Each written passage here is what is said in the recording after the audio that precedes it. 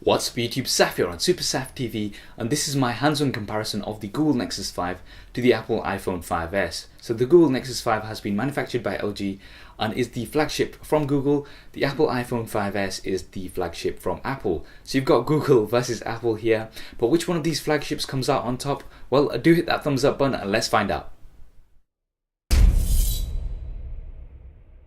So starting off with the size, the Nexus 5 is quite a bit larger compared to the iPhone 5s, 14.1mm in height, 10.6mm in width, and it's also a millimeter thicker. The Nexus 5 also weighs 18 grams more than the iPhone 5s. Now this primarily does come down to the fact that the Nexus 5 has a much larger screen, a 4.95 inch screen compared to the 4 inch screen of the iPhone 5s. In terms of resolution, the Nexus 5 has a 1920 by 1080p display Full HD, and that's 445 ppi pixel density. The iPhone 5s has a 1136 by 640 pixel resolution, and that's 326 ppi pixel density. So the iPhone 5s is a lot more compact and easier to use with one hand. However, the larger screen with the high resolution and pixel density of the Nexus 5 allows for a more comfortable experience when consuming media. So I do think it comes down to personal preference. Now moving on to the build, the iPhone 5s has that aluminium unibody design, which has been very popular and is definitely one of the most premium looking devices out there at the moment. Available in silver, space grey, and also a gold version now. The Nexus 5 has a plastic build, but it's not a standard glossy plastic which we've seen on other devices. We've got a soft touch plastic, very similar to the 2013 edition of the Google Nexus 7. Feels nice in the hand, it's grippy and also very comfortable to hold. Available in either the full black or also a black and white version with a black front and a white back. Now I would say that both of these look and feel very nice. However, the iPhone 5s does get that slight edge for the more premium materials used. Now in terms of performance, the Nexus 5 has a quad-core 2.3 GHz Qualcomm Snapdragon 800 processor with 2 GB of RAM.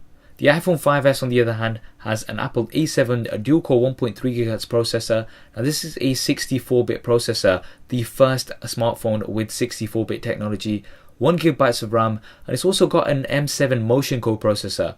Now this measures motion data from the accelerometer, the gyroscope and the compass. Now I have done a benchmark and speed comparison between the Nexus 5 and the iPhone 5s in a separate video, so do go ahead and check that out. A link will be in the description below.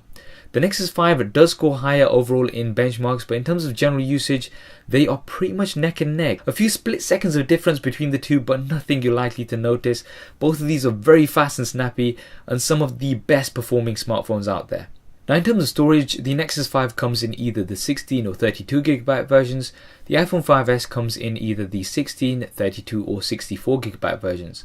So you do have an additional version on the iPhone 5s for the heavy users out there, but neither of these come with expandable storage. So if you think you will be using more storage, then it may be a good idea to opt for a larger version.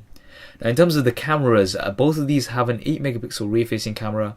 The Nexus 5 comes with optical image stabilization, whereas the iPhone 5s comes with a dual LED True Tone flash. Both of these are capable of filming 1080p HD. In terms of front-facing cameras, the iPhone 5s has a 1.2 megapixel front-facing camera.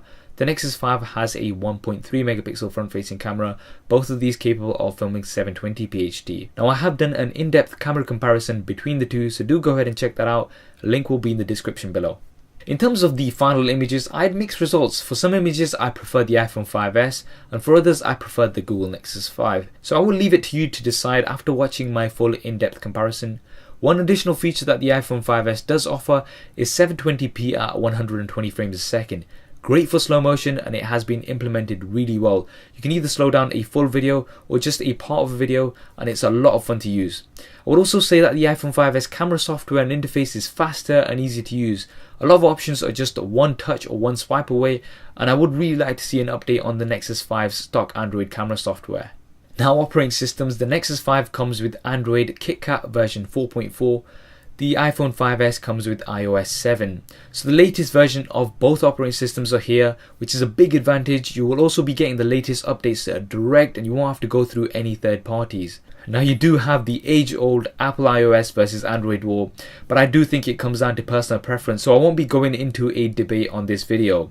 Now in terms of connectors, the iPhone 5s uses the proprietary Lightning connector. The Nexus 5 uses the more universal micro USB connector. So Nexus 5, you will be able to use other cables from other devices. With the Apple iPhone 5s, you'll only be able to use it with other Apple products that use the Lightning connector. The Nexus 5 also uses a micro SIM card, whereas the iPhone 5s uses a nano SIM card. Something to bear in mind before you get these devices, just so you are prepared in advance.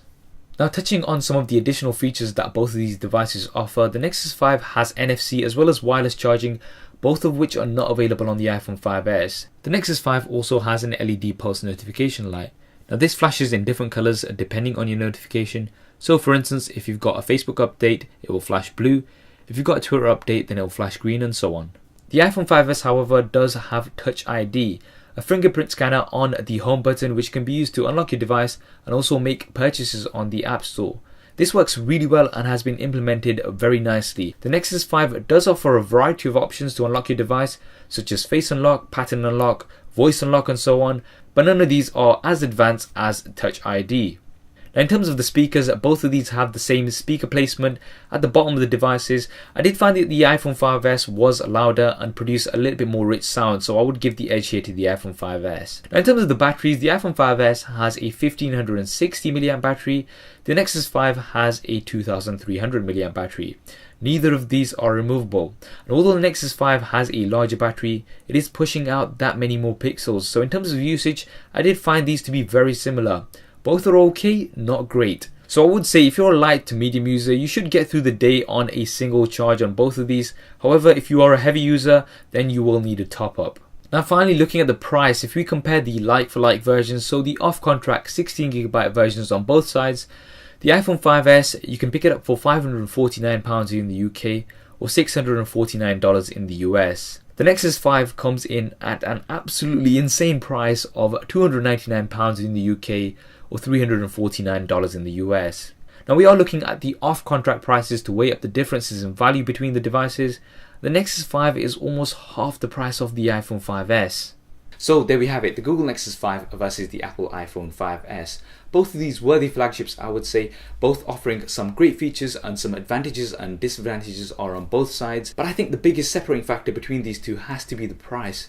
The Google Nexus 5 coming in at almost half the price of the Apple iPhone 5s. So just to put that into context, you could get a Google Nexus 5 as well as a Google Nexus 7 tablet, and that would still be less compared to the Apple iPhone 5s. So big separating factor between these two here. Which one do you think is better? Which one will you be going for? Do drop me a comment below and let me know your thoughts. I hope you enjoyed this video and found it useful. If you did, as always, please do hit that thumbs up button for me. It really does help me out. And why not subscribe to the channel? I've got plenty more content coming up in here.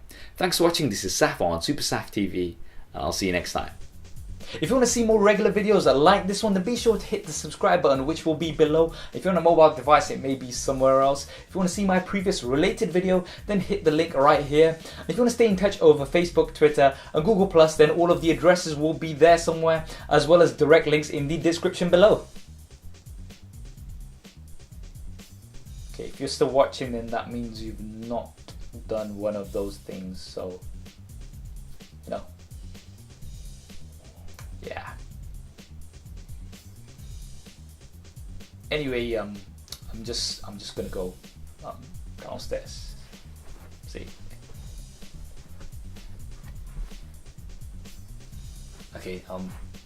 There isn't really a downstairs. Anyway, so yeah.